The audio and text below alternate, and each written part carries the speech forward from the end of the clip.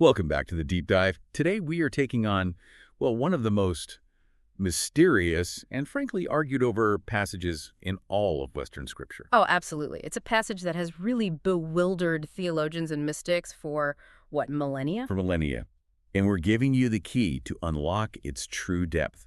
We are diving into the Apostle Paul's claim of being caught up into the third heaven. And for centuries, this has been the ultimate question of, let's call it religious real estate. Right. Where did he go? Where did he go? Did he, float up through the clouds? Did he visit some ancient celestial sphere? But those questions, while they're sort of fun to speculate about, they almost always lead to dead ends. They do. Or they lead to these very literal interpretations that just completely fail to capture the seismic impact that this experience had on Paul's ministry afterward. Exactly. If you read this passage literally, you end up mapping out this complicated, multi-layered universe, but you miss the profound theological, psychological, and metaphysical transformation Paul was actually trying to describe. Yes. And our source today provides the perfect framework to move past that literal reading. We are focusing entirely on the detailed allegorical understanding presented by Dr. Roy E. Richmond in his analysis, What is the Apostle Paul's Third Heaven? And it is a powerful, integrated framework. It demands that we stop treating the third heaven as a destination, A place on a map. Yeah. And start treating it as a state. This perspective uses, established sacred structures, the detailed pattern of the Hebrew Tabernacle, to map the ascent of human consciousness. It's brilliant. It connects ancient architectural symbolism directly to internal spiritual realization. It does. So that is our mission today for you, the learner. We are offering a shortcut, really, to understanding this deep allegorical framework.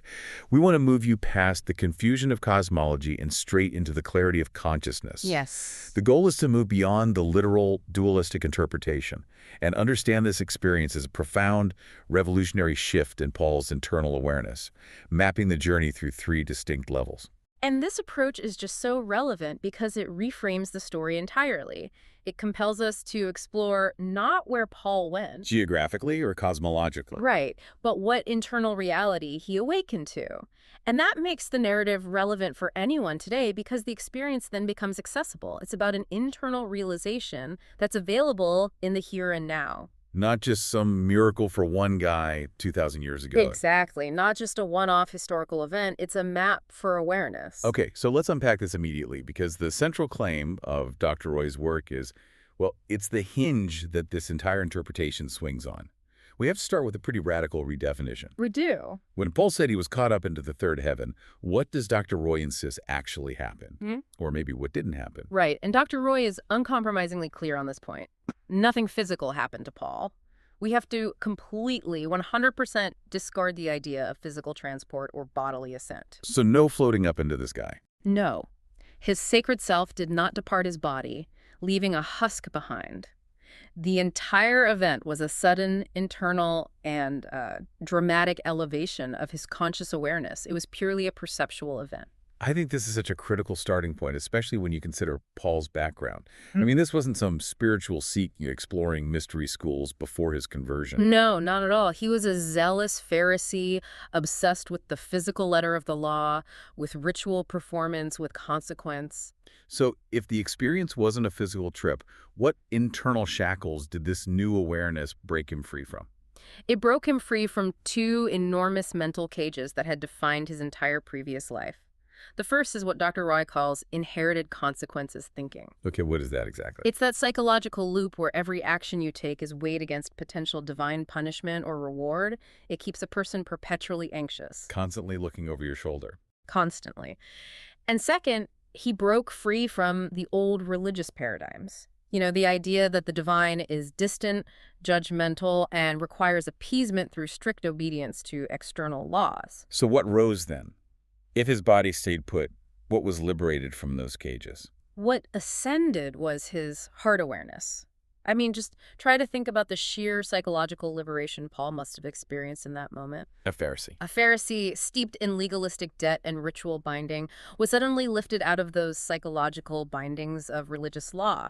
It's freedom from guilt, it's freedom from debt, and freedom from the relentless requirement of perpetual performance. So his awareness entered what Dr. Roy calls the true heaven. The true heaven, which is not a location above the clouds, but a pure, unbound state of being and realization. And the linguistic analysis of that original phrase, caught up, it really supports this idea of an internal seizure rather than external travel, doesn't it? It absolutely does. The Greek word harpazo is often translated as raptured or caught away, which Mm. implies movement. But in a non-physical context, it is much, much better rendered as seized upon or lifted in awareness. It suggests an immediate, powerful, almost involuntary shift in perception. Like something grabbed hold of his mind. Precisely.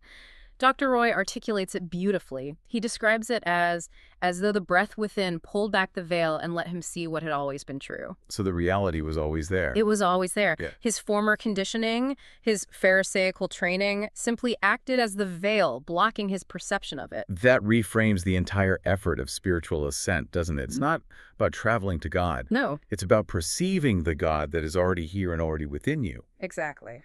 And this ascension of awareness led him directly into what Dr. Roy defines as the most holy place consciousness. This is the third heaven. And this consciousness is built upon four core non-dualistic truths that suddenly just became self-evident to Paul. These four realizations are the foundation of true metaphysical unity. They're the pillars of this third heaven realization. And the first one, the one that dissolved all of Paul's previous dualism, was this: there's only one life. Just that simple statement. That simple statement.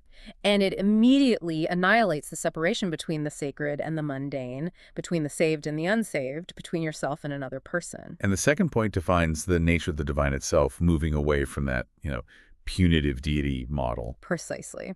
The second realization is breath fills all. Now let's just pause here to clarify a term Dr. Roy uses, which is Elohim. Yep.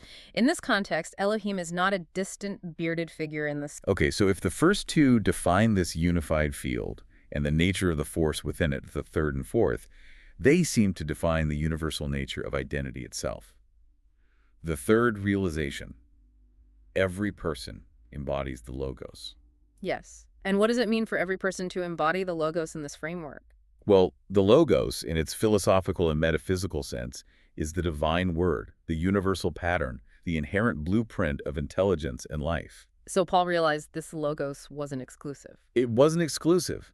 It wasn't restricted to a physical manifestation in one man 30 years prior. It is inherent. It's the divine structure and intelligence running through everyone. So divinity is not something you get. It's something you are. It's an inherent birthright and a universal reality. And this leads directly to the fourth realization, which, for a former Pharisee like Paul, this must have been the most revolutionary of all. A son of man, or a consecrated messenger, is seen in all. This is the ultimate template recognition. It means that the awakened sacred potential, the state of union, what we might call Christ consciousness, is universally present and universally possible. So when Paul saw the consecrated messenger, he didn't just see Jesus. He saw the fully realized divine human template embodied in every single person. This means the potential to function as a messenger operating from complete union is available to all of us. So to synthesize this foundational point before we get into the map of the three heavens, Paul didn't go anywhere geographically. He didn't rise into the cosmos. No. He awakened to these four truths that already existed inside his sacred self. This makes the third heaven a description of radical internal realization. It is the ultimate internal revelation. And it transformed him from a man of strict law into an apostle of grace and unity. It had to. He realized his inherent unity, his divine embodiment of the Logos, and the pervasive nature of the divine breath. This realization is the non-dual escape hatch from consequence-based, fear-based, and performance-based religion. It changes everything about how he would preach and minister from that day forward. Now that we've firmly established that this is a journey of consciousness, let's explore the map that Paul was using, at least according to Dr. Roy. This is where the allegorical framework really, really shines. It does. It links this abstract spiritual ascent to a concrete ancient structure, the Hebrew tabernacle. And this connection is absolutely vital. I think we need to dedicate some time to understanding why the tabernacle works so perfectly as this map. Okay. In ancient esoteric traditions, the tabernacle wasn't just a tent where rituals were performed. It was understood as a microcosm of the human soul and a macrocosm of the cosmos itself. So it was a map. It was a ritual map designed to guide a person from the mundane world into the direct presence of the divine. So by adopting that tabernacle structure, Dr. Roy gives us a really clear model for Paul's three heavens, the three physical sections of the tabernacle, the outer court, the holy place, and the most holy place. They become the perfect blueprint for the three symbolic steps in the ascent of human awareness. It's an incredibly intuitive structure once you grasp the underlying metaphor. Mhm. We're moving sequentially. The outer court is the exterior. It's the dirty, necessary starting point, dealing with sin and purification. Right. The holy place is the place of refinement, of ritual service. And then the most holy place is the internal, sealed space where unity resides. These three steps map perfectly to the three stages of spiritual consciousness that Paul transcended. This structure really gives you, the learner, a tangible model for understanding spiritual growth. It's a progression from fear to freedom, from separation to union. That's it. And the journey, according to this framework, it begins at the baseline, what Dr. Roy terms the first heaven. Okay, so the first heaven is defined as outer court awareness. And Dr. Roy, he doesn't mince words when he's describing how prevalent this is. He says this is where most religion parks their tents. He does. And this is the default awareness in so many dualistic religious systems because it operates entirely on conditional terms.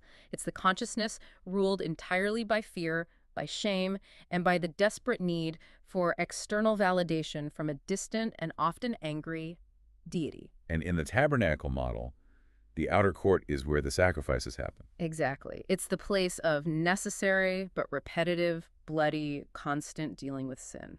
So let's look at how this manifests in the daily life of someone who is operating in this first heaven. Dr. Roy defines this state as being focused on the redemptive view, the idea of being saved and then waiting to physically go to heaven after you die. Yes, and crucially, it's the consciousness of the saved but trying to stay saved. Wow. And this creates a perpetual, exhausting cycle of striving. If your salvation is conditional, you are constantly anxious about backsliding. You can never rest. You can never rest. Dr. Roy specifically points out the behaviors that are endemic to this state. People constantly feeling the need to rededicate their lives every other Sunday. We've all seen that. Because they live under this oppressive anxiety that their acceptance is conditional, that it's tenuous. The psychological cost of living in that state must be immense. You're driven by the fear of Elohim giving them up, which suggests you perceive the divine not as, omnipresent love, but as a punitive overseer just waiting for you to slip up. The burden is staggering. This level of awareness is characterized by these inescapable fear and shame cycles.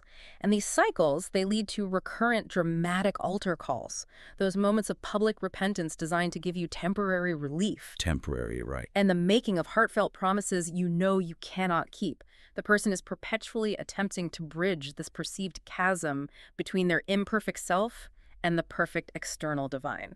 So if we were to characterize the core psychological state here, we're talking about the unworthy outsider. That's it, perfectly. They intellectually want to be close to the divine, but their fundamental theology, their awareness, it keeps them perpetually at arm's length. That is the tragic reality of the first heaven. They identify as unworthy outsiders in need of approval. And the core problem here is rigid, fundamental dualism. God is over there, I'm over here. Exactly. The self is inherently corrupt, Elohim is distant and perfect, and the two are separated by a massive chasm of sin and imperfection. And most critically, they see Elohim as outside themselves. All power, all judgment, all redemption. It all resides externally. Which requires constant appealing, appeasement, or performance. This is the definition of the outer court's baseline awareness.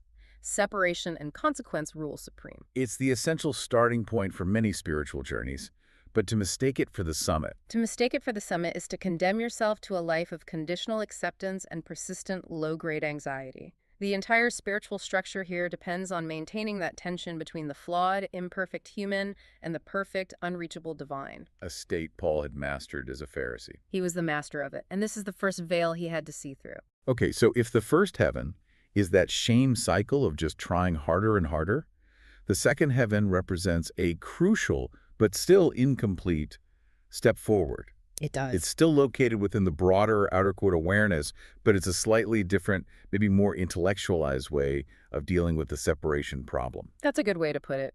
This is defined as the outer court redemptive penal substitution awareness. And Dr. Roy labels this specifically as the false redemptive view. False. Yes, because people here are sincerely dedicated to their faith, but their awareness is still fundamentally mistaken because it remains transactional. Ah, okay. So they've moved past the idea of earning salvation through their daily deeds, Right. but the structure of their belief is still based on debt. Exactly. So what are the core beliefs that define this transactional paradigm? The central belief is that everything remains built on the premise that Jesus had to die to satisfy or appease Elohim's anger. The focus is on a debt that was required to be paid. This state of awareness relies heavily on concepts like substitution, blood payments, and the necessary scapegoat to maintain cosmic balance. So the relationship with the divine shifts from, I must try harder, to, a payment was made on my behalf. But the fundamental relational dynamic, the fact that the divine needed convincing, that remains. Exactly. The relationship with Father remains fundamentally transactional. And while the daily anxiety of the first heaven might be lessened by the certainty of the payment, it replaces that anxiety with theological rigidity. I see. The person is now bound by a doctrine of required payment rather than being liberated by the inherent, unconditional nature of the divine. So why does Dr. Roy insist this is still an earthbound state? I mean, if they believe the ultimate cosmic debt is paid, why hasn't their awareness ascended into true liberation? Because the entire focus remains fixated on the consequences of sin, on the mechanics of the cosmic bookkeeping, rather than on the reality of the sacred self and the inherent unity of the Logos. So they're focused on the problem. They're focused on the problem and its solution, not on the fact that the problem might have been an illusion to begin with. Their entire framework is still shaped by sacrificial doctrine. They're continually trying to keep Elohim happy or satisfy theological requirements through adherence to belief systems, Instead of living from the breath within. instead of living from the unconditional breath within. It sounds like they've just replaced the performance anxiety of the first heaven with a kind of intellectual anxiety of making sure they adhere to the correct doctrine about the transaction. That is a perfect way to describe it. They're focused on the mechanics of the bridge rather than realizing there was no original gap to begin with. That's the perfect analogy. The bridge is only necessary if you believe separation is real. Dr. Roy's conclusion on the second heaven state is particularly strong. He says, there is no clarity, only shadows. Shadows. Because the fundamental dualism, God needing payment, has not been overcome. They still perceive an external God who required convincing, a cosmic debt that needed a violent settlement, and a separation that required bridging by an outside agent. They're looking intensely at the external mechanism of salvation, the transaction that happened outside of them, instead of focusing on the radical internal transformation that must happen inside them, that realization of the inherent, ever-present Logos. And this is why Paul's experience in the third heaven was so revolutionary. It wasn't just a vision. It wasn't just a vision, it was a fundamental theological correction of the very paradigms he had previously enforced. He moved from the shadow of substitution into the light of union. And this brings us to the climax of the ascent, the point of total transcendence, where Dr. Roy's teaching really, as he says, shines. Right. We are now discussing the third heaven, Yes. which incorporates both the holy place and the most holy place from the tabernacle. And we have to emphasize the synthesis here. Dr. Roy argues fiercely that these two inner sanctuaries are not two rooms. They are one room, one consciousness, one experience of awakened union. In the material world, sure, they were separated by a veil. But in the realm of awareness, the veil has vanished completely, and the two become a single, unified experience. And this single unified consciousness is the state Paul suddenly entered. Dr. Roy links this directly to a parallel experience described by the Apostle John. Can you elaborate on that connection for us? Yes. The source material connects Paul's immediate, profound shift to John's state of realization. John achieved this heightened awareness while he was deeply pondering Jesus' passion work. Right. And this intense contemplation resulted in a sudden, powerful, overwhelming realization that all people are one and holy. Wow. This wasn't a philosophical conclusion he reasoned his way to. It was an immediate felt truth, the immediate transcendence of dualism and the arrival at profound inherent unity. And this profound awakening is described as involving the opening of the inner spiritual senses. John, like Paul, suddenly had his third single eye open. He did. And for John, this clarity was necessary to receive and understand the complex vision and teachings that resulted in the book of Revelation. And similarly for Paul. Similarly for Paul, this moment of union was the key that unlocked the 3.5 years of teaching he had received directly from Jesus in the Arabian desert, teachings he couldn't fully integrate before. So it all clicked into It place. all clicked. This sudden, profound intellectual and spiritual understanding meant he was irrevocably apprehended by the Logos. Let's define that term again. Yeah. Apprehended by the Logos. It suggests not just understanding the divine word, but being seized by universal intelligence itself, Yes. as if it restructured his reality instantaneously. What are the core, liberating, foundational realizations of this most holy place consciousness? These realizations are the complete reversal of the entire trajectory of the first and second heavens. Oh. First, we were never separated. Never. This one truth collapses the entire foundation of debt, sacrifice, and penalty that Paul had previously adhered to. Second, we were never in danger. The fear is gone. The fear mechanism, the central governor of the outer court, it simply dissolves when the inherent safety and permanence of the sacred self is realized. And the nature of the divine solidifies as immanent and universal, eradicating that dualistic God out there. Absolutely. The third realization, Elohim is breath, not a being out there. It's an immanent, pervasive life force, accessible everywhere, not a distant, judging figure who needs to be contacted via some ritual intermediary. And this awareness leads directly to the core identity statements. It does. Logos life flows through every person. And the ultimate truth, we are one with Elohim. Everyone carries divine DNA and divine mind. There is no outside and inside. There is only one pervasive, unified reality. This sounds like the definition of perfect spiritual freedom, a state where there is nothing to earn, nothing to pay for, nothing to fear. Exactly. The debt mentality is eradicated, performance is moot, and the inherent worth of the sacred self is completely and totally affirmed. It is the realization of wholeness. So Paul and John, standing in this most holy place consciousness, they saw the one life present in all beings. Yes, and this clarity led them to realize where the true obstruction lay, which is a pivotal theological insight. The truth about the veil. The truth about the veil. They realized that the true veil was the veil over their own awareness, Not a piece of cloth. not the physical curtain that separated the holy place from the most holy place in the Jerusalem temple. The barrier was entirely psychological, doctrinal, and perceptual. It was sustained by ignorance, not by some structural cosmic barrier imposed by God. That is the highest teaching of the third heaven. The spiritual work is not to physically tear down a temple or ascend to a distant planet. No. The essential work is to remove the self-imposed, fearful limitations on your own perception of unity. That's it. So once this internal veil is ripped away, a new identity has to emerge, right? One that operates from this unity. Dr. Roy calls this the most holy place consecrated messenger. What does this identity entail in practice? The consecrated messenger is someone who is fully activated in their understanding of the Logos flow. They see the image of the Son of Man, that fully realized divine human template in all people, All people. without exception or discrimination. Therefore, their entire mode of being and ministering shifts fundamentally. They function from a place of union, not separation. They're not trying to save outsiders. They're trying to awaken those who are temporarily asleep to their own inherent divinity. This leads to an entirely new spiritual paradigm. If every person is already the dwelling place, the Holy of Holies, then the goal shifts completely. Exactly. The ultimate recognition is that every person is the dwelling place and the Holy of Holies.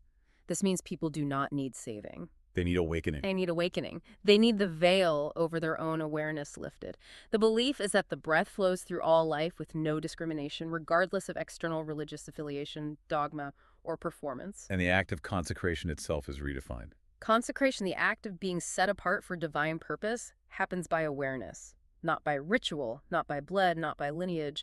The performance, the old sacrifices, the reliance on external intermediaries, all of it is rendered obsolete by the simple, immediate, transformative realization of unity. So Paul's third heaven experience was the instantaneous and total activation of this messenger awareness. It was, and it allowed him to completely rewrite his understanding of the law and of grace. We've now mapped the 3 levels of consciousness using this tabernacle allegory, detailing the ascent from separation to unity. But let's just solidify the language. Why did Paul specifically term it the third heaven? It clearly defines a required trajectory of movement, not just a place on a list. Right.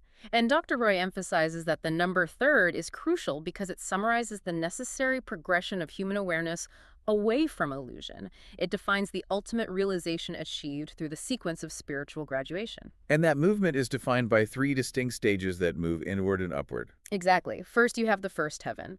That initial state of living in fear, striving externally, perpetually trying to stay saved, defined by conditional acceptance. That's the starting point of the outer court. Right. Then you graduate to the second heaven.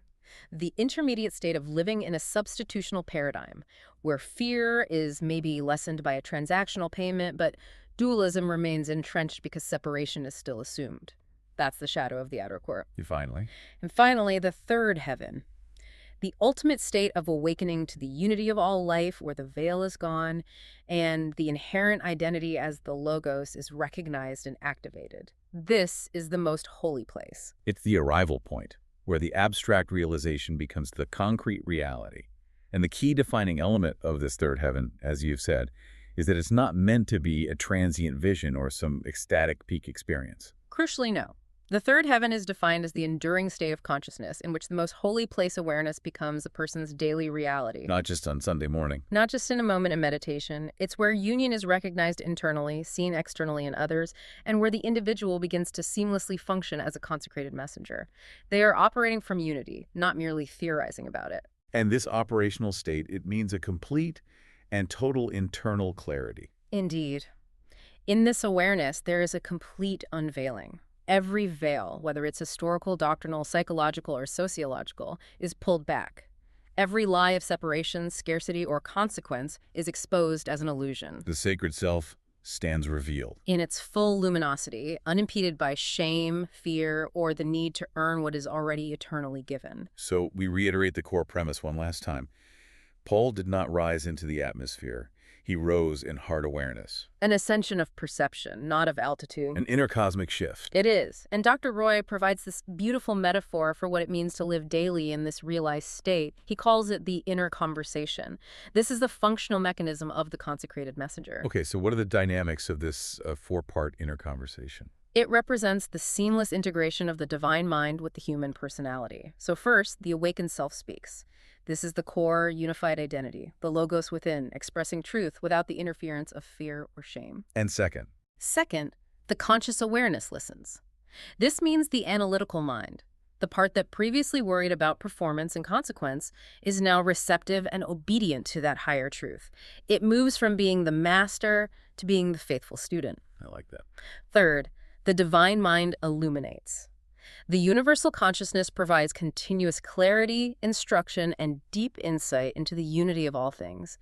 It eradicates the need for external dogma or ritual. And finally, the fourth part. Finally, the breath empowers. The pervasive living energy of Elohim fuels every action and intention, ensuring that the messenger operates from a state of seamless flow, presence, and non-discriminatory love. So this inner conversation is the constant state of union. It's the evidence that the third heaven is fully integrated into waking life. It is. Paul experienced the instantaneous seizure, the harpazo into this state, and his entire ministry, from his writings on grace to his emphasis on the body of Christ, it all flows directly from this profound internal realization of unity. Yeah. So to synthesize the remarkable journey we've just mapped, Dr. Roy's framework allows us to see Paul's third heaven as the ultimate trajectory of spiritual growth.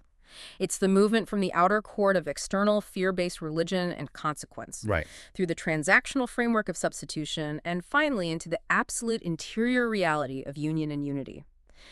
That entire life-altering shift is contained within the metaphysical definition of Paul's experience. And this framework offers a profoundly sophisticated and I think a deep alternative lens to Scripture. It's one that shifts the focus away from the literal interpretation of history and toward immediate internal transformation. It does. It offers a clear, actionable path to knowledge that bypasses the cycles of performance, of earning, and that continuous anxiety about some cosmic debt.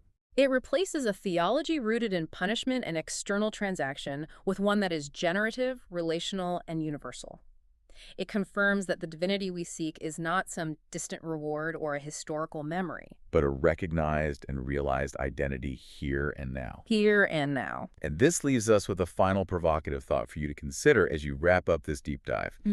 If Paul, like John, realized that the true veil was only over awareness, a psychological and doctrinal barrier, not a physical one, And the process of spiritual ascent is simply the dismantling of self-imposed illusion. Hmm. So we ask you, based on the detailed characteristics we've discussed, fear, striving, transactional thinking, what are the specific layers of awareness you operate under daily? And how do those layers keep you, right now, bound in the psychological realities of the first or second heavens, looking for an external solution to a reality that is fundamentally internal? Consider the veils you still hold over your own perception of inherent unity and the immediate access you have to that consecrated messenger awareness. A truly powerful concept to meditate on. Thank you for joining us for this deep dive into metaphysics, allegory, and the ascent of awareness. We hope you gained clarity and insight from Dr. Roy's remarkable framework and the operational potential of the third heaven. Until next time, keep digging deeper.